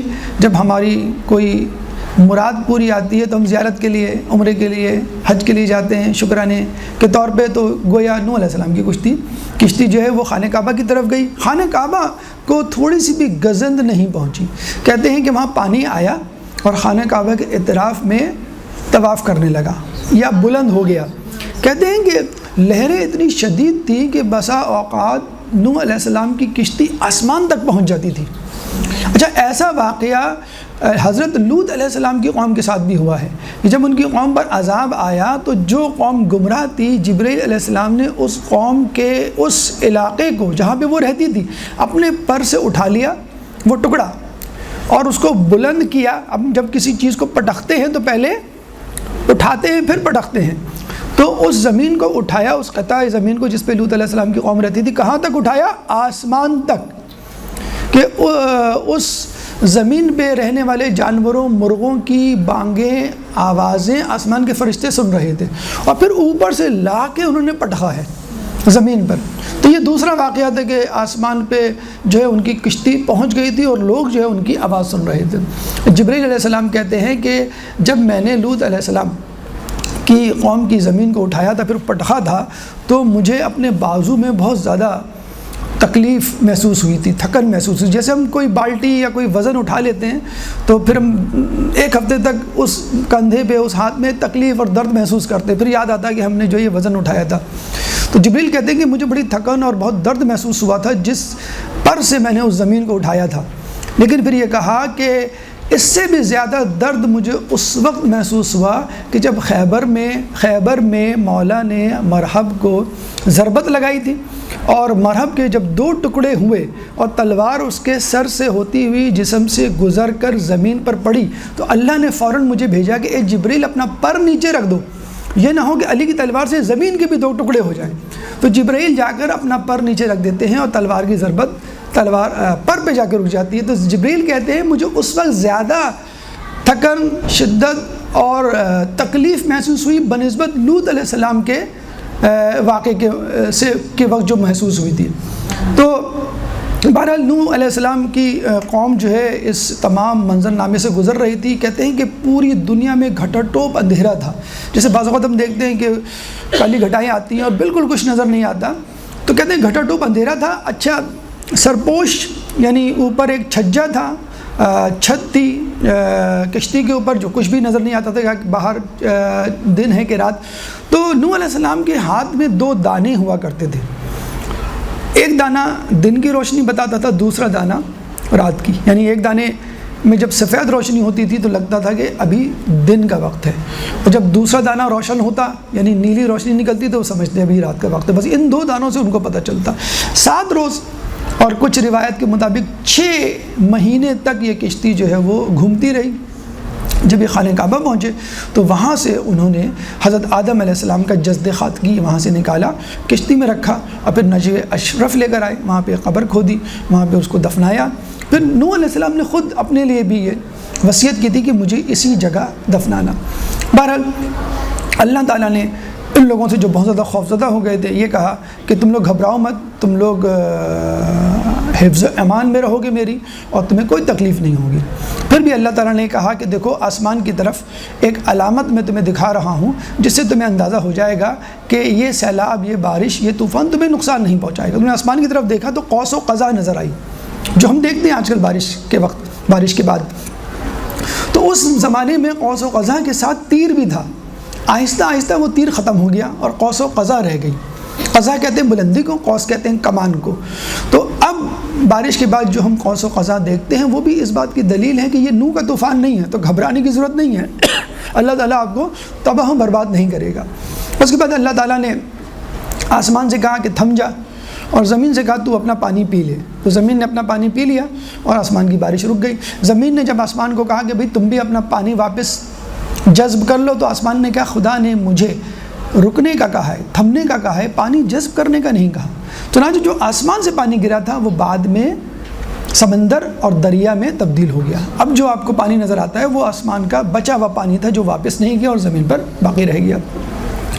پھر کہتے ہیں کہ اللہ تعالیٰ نے جو آس پاس پہاڑ تھے ان سے کہا کہ بھئی کون نوح علیہ السلام کی کشتی کو پناہ دے گا۔ بڑے بڑے پہاڑ تھے، سب نے دعویٰ کیا کہ میں ایسا کر سکتا ہوں، میں طاقتور ہوں، اور انشاءاللہ میں جو ہوں ان کی کشتی کو پناہ دے سکتا ہوں۔ تو اس میں کوئی جودی بھی تھا جس نے عجز انکساری کا مظاہرہ کیا اور یہ کہا کہ میں اس قابل تو نہیں، لیکن اگر تو مجھے توفیق دے تو میں یہ کام کر سکتا ہوں۔ تو اللہ تعالیٰ کو اس کی یہ انکساری پسند آئی اور نوح علیہ السلام کی کشتی جو ہے کوئی جودی پہ جا کے ٹھہری۔ کہتے ہیں جب یہ جا کے ٹھہری، آپ نے دیکھا ہوگا جب کوئی گاڑی، کوئی چیز زور سے کہیں ٹکراتی ہے تو ہو سکتا ہے ٹکرانے کی صورت میں تصادم ہو اور ایکسیڈنٹ ہو، وہ ٹوٹ پھوٹ جائے۔ جیسے ہی وہ ٹکرائی تو لگ رہا تھا کہ اب اس کشتی کے پرخچے اڑ جائیں گے، وہ بھی غرقاب ہو جائے گی۔ تو اسی وقت نوح علیہ السلام نے پنجتن پاک اور ائمہ کا توسل کیا اور اس کی سبب ان کی کشتی بحفظ حفاظت کوہ جودی پہ ٹھہر گئی۔ ایک درود پڑھ دیں محمد علیہ محمد۔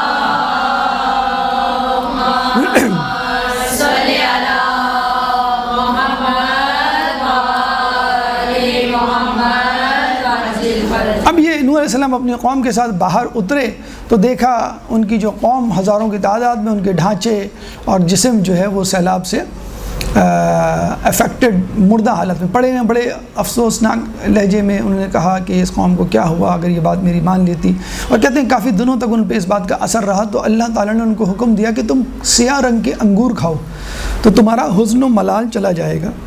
تو ابھی بھی کہا جاتا ہے اگر کسی شخص کو ڈپریشن کی بیماری ہو تو وہ انگور کھائے، تو انگور کھانے سے آپ کی اداسی، غم یا ڈپریشن جو ہے وہ دور ہو سکتا ہے۔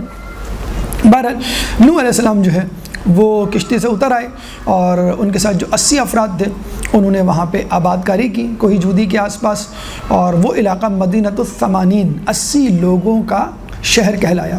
وہاں ایک بازار بنایا جس کو سوق الثمانین کہا گیا، یعنی 80 لوگوں کا بازار، 80 لوگوں کا شہر، 80 لوگوں کا بازار۔ پھر ایک عبادت گاہ جو ہے وہ بنائی۔ اس میں ایک دلچسپ بات ہمیں ملتی ہے کہ جب انہوں نے یہ کام کر لیا تو شیطان نوح علیہ السلام کے پاس آیا، اور یہ پہلی مرتبہ تھا کہ شیطان نے کسی کا شکریہ ادا کیا۔ تو نوح علیہ السلام کا شکریہ ادا کیا شیطان نے، تو نوح علیہ السلام نے کہا بھائی تم میرا شکریہ کیوں ادا کر رہے ہو؟ تو اس نے کہا کہ بھائی جن کو مجھے ورغلانا تھا وہ تباہ ہو گئے، اور جن کو میں ورغلا نہیں سکتا وہ آپ کے ساتھ ہیں۔ چنانچہ اب تو میں کوئی کام نہیں کر سکتا، فی الحال مجھے ریسٹ کرنا ہے، شاید ان کی نسلیں بعد میں میرے قابو آ سکیں۔ تو انہوں نے کہا کہ نوح علیہ السلام آپ نے مجھ پہ احسان کیا، مجھے تھوڑا سا آرام دے کے، ریسٹ دے کے، میں چھٹیوں پر ہوں، تو چلے میں آپ کو کچھ فیور دے دیتا ہوں، آپ کو کوئی کام کی بات، کوئی ٹپس بتا دوں، مجھ سے بچنے کی ٹپس بتا دوں آپ کو۔ تو نوح علیہ السلام نے کہا مجھے تیری تجاویز مشورے کی کوئی ضرورت نہیں ہے۔ تو لیکن پھر بھی اللہ نے وحی کی کہ نہیں، پھر بھی تم اس کی باتیں سنو۔ لیکن دشمن اگر آپ کے کوئی راز اگلے نا تو وہ یقین بھی کر لیتا کہ واقعی ایسا ہوگا۔ تو اور دیکھیں یہاں سے ہمیں وہ مولا کا وہ پیغام بھی ملتا ہے کہ یہ نہ دیکھو کون کہہ رہا ہے، بلکہ یہ دیکھو کہ کیا کہہ رہا ہے۔ جب یہ کہا گیا ہے کہ اگر آپ کو علم منافق کے سینے سے بھی لینا پڑے تو آپ حاصل کریں، کیونکہ یہ مومن کی گمشدہ میراث ہے جو اس وقت تک قرار نہیں پاتی جب تک اپنی جگہ واپس نہ آ جائے، جیسے مچھلی پانی میں آ کر قرار نہیں پاتی۔ تو کہا کہ اچھا ٹھیک ہے تم مجھے نصیحت کرو۔ تو اس نے کہا کہ دیکھیں 3 چیزوں سے بچیے گا، 3 برائیوں سے، 3 بیماریوں سے۔ نمبر 1 تکبر سے جس نے مجھے جنت سے نکالا۔ نمبر 2 حسد سے جس نے قابیل کو حابیل کے قتل پر مجبور کیا۔ نمبر 3 حرص سے، لالچ سے جس نے آدم کو جنت سے نکالا۔ ایک جگہ یہ بھی ملتا ہے کہ آپ 5 چیزوں سے بچیے: حرص، حسد، جبر، جلد بازی اور بخل۔ ان 5 چیزوں سے بچیں۔ ایک جگہ اور ملتا ہے کہ میں 3 چیزوں کے وقت، 3 اوقات میں، 3 سچویشنز میں انسان پر بڑی جلدی حملہ کرتا ہوں اور وہ میرا حملہ برداشت نہیں کر پاتا، 3 مواقعوں پر۔ نمبر 1 جب انسان غصے میں ہوتا ہے، اور آپ نے دیکھا ہوگا کہ غصے کی حالت میں آدمی کیا کچھ اپنی زبان سے نکال دیتا ہے۔ نمبر 2 آدمیوں کے درمیان فیصلہ کرتے وقت انسان کا جھکاؤ رشتہ دار کی طرف، ذاتی مفاد کی طرف، دنیا پرستی کی طرف ہو جاتا ہے، اور وہ جیسے کبھی عدالتیں جو ہیں وہ غلط فیصلہ دے دیتی ہیں، ناحق فیصلہ دے دیتی ہیں، اور ظالم کی جو ہے وہ مدد کر ڈالتی ہیں۔ نمبر 3 تنہائی میں عورت کے ساتھ، جو ہمارے یہاں چیٹنگ کا سلسلہ ہے، لوگ اکثر پوچھتے ہیں بھی ہم چیٹنگ پہ کوئی غلط بات نہیں کرتے، تو وہ چیٹنگ تنہائی ہے جس میں آپ اور نامحرم آپ کے ساتھ شریک ہوتا ہے۔ اس موقع پہ کہتے ہیں کہ شیطان فوراً اٹیک کرتا ہے اور بہت آسانی سے انسان کو جو ہے وہ ورغلا سکتا ہے۔ روایتوں میں آیا ہے کہ نامحرم کے ساتھ ایک جملہ جو مذاق میں بولا جائے اس کے بدلے انسان کو 1000 سال جہنم میں جلنا پڑے گا۔ اگر وہ نامحرم اس کے ساتھ مذاق میں شریک ہے تو اس کو بھی، یعنی وہ تیار ہے اور وہ انسینٹو، یعنی کیا کہتے ہیں اس کو، کنسنٹ، اس کی اجازت ہے، مرضی شامل ہے، تو اس کو بھی 1000 سال، فقط ایک جملہ ہیلو بھی ہو سکتا ہے، ایک جملہ ہائے بھی ہو سکتا ہے، بائے بھی ہو سکتا ہے، یہ سب ایک ہی جملہ شمار ہوں گے۔ دوسرا بھی شریک ہے تو اس کو بھی 1000 سال، اور اگر دوسرا شریک نہیں ہے، اس کی مرضی شامل نہیں ہے، یک طرفہ ہے، تو اس کے حصے کا 1000 سال بھی آپ کو جلنا پڑے گا۔ تو اتنی زیادہ، اب آپ دیکھ لیں چیٹنگ سے جو کچھ بھی ہمارے یہاں بہرحال خرافات اور یہ ہو رہی ہے، شیطان کی اس نصیحت کو یاد رکھیں، غصے کے وقت 2 آدمیوں میں فیصلہ کراتے وقت اور تنہائی کے وقت انسان پر شیطان بڑی جلدی حاوی ہوتا ہے۔ اچھا، جب شیطان نے اتنا کچھ آپ کو فیور دیا، اب نوح علیہ السلام کے دل میں بھی اس کے لیے ایک رحم ہمدردی آ گئی، تو نوح علیہ السلام نے کہا، اب ہو جاتا ہے آدمی، کوئی چور ڈکیت بھی آپ کے سامنے بیٹھا ہو، اپنی کہانی سنا رہا ہو، تو آپ تھوڑا سا اس کا حال احوال سن لیتے ہیں۔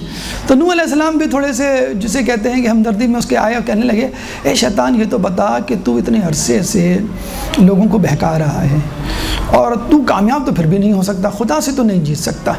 ٹھیک ہے، کچھ لوگ تیرے جھانسے میں آ جائیں گے، لیکن تو خدا پھر بھی نہیں بن سکتا، نمبر 1۔ نمبر 2، قیامت میں تجھے 100% یقین ہے کہ تو جہنم میں جلے گا، ہمیشہ ہمیشہ جلے گا۔ جب لوگ جو تیرے ورغلانے پر گناہ کرتے ہیں وہ جلیں گے تو تو کیوں نہیں جلے گا؟ تو شیطان نے کہا یہ تو ہے، کہنے لگا تو توبہ کیوں نہیں کر لیتا؟ تو شیطان نے کیا کہا، جیسے ہم میں سے بھی کچھ لوگ کہتے ہیں کہ بھئی ہم نے اتنے بڑے بڑے گناہ کیے، اب کوئی فائدہ نہیں توبہ کا۔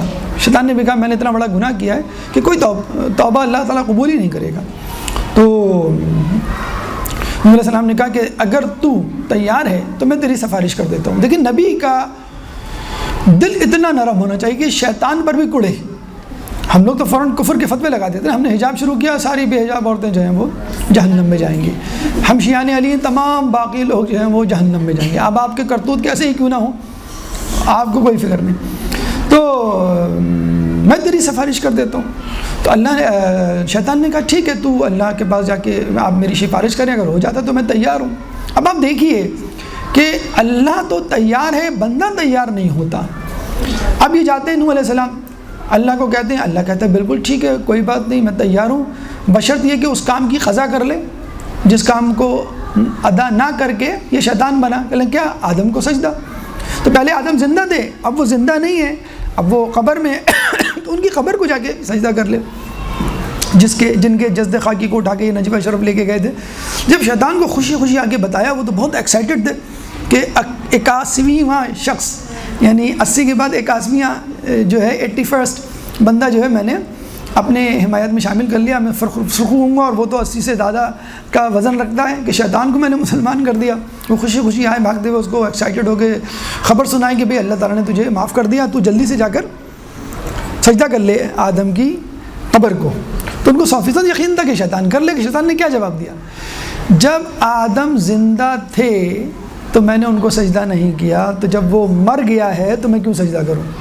تو کہ یہ ہے ایگو، یہ ہے انا، یہ ہے تکبر، یہ انانیت، خود پسندی، کہ جب آدمی کسی بات کی ٹھان لیتا ہے اور جب یہ کہہ دیتا ہے کہ بس میری مرضی، بس جو میں کہوں گا وہی ہوگا، تو پھر دنیا کی کوئی طاقت اس کو واپس نہیں لا سکتی۔ انسان تیار نہیں ہے، خدا تیار ہے، اور مرنے کے بعد خدا تیار نہیں ہوگا، انسان بیچارہ رو رہا ہوگا، یا لیتنی کنت ترابا کہہ رہا ہوگا۔ بہرحال نوح علیہ السلام نے پھر جو ہے اپنا وسیع جناب سام علیہ السلام کو بنایا، علم میراث، اسم اعظم، علم نبوت، علم غیب ان کے حوالے کیا، اور پھر سام علیہ السلام جو ہے وہ وسیع بنے۔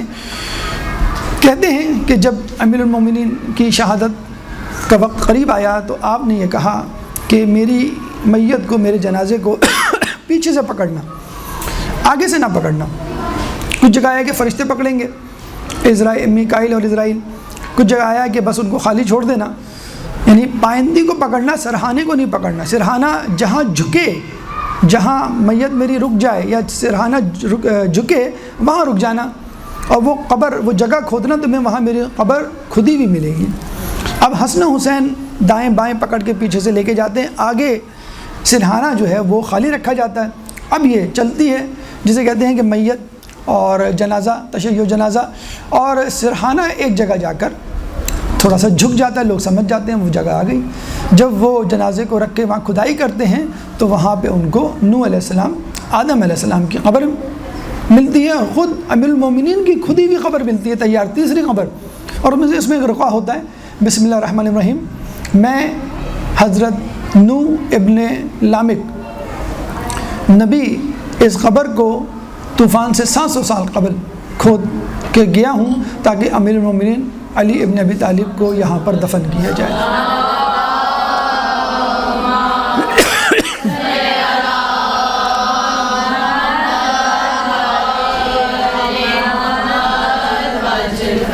یہ داستان حیات حضرت نوح علیہ السلام کی جو ہمیں پیغام دیتی ہے کہ ہمیں استقامت کا مظاہرہ کرنا چاہیے اور آخری سانس تک کوشش کرنی چاہیے۔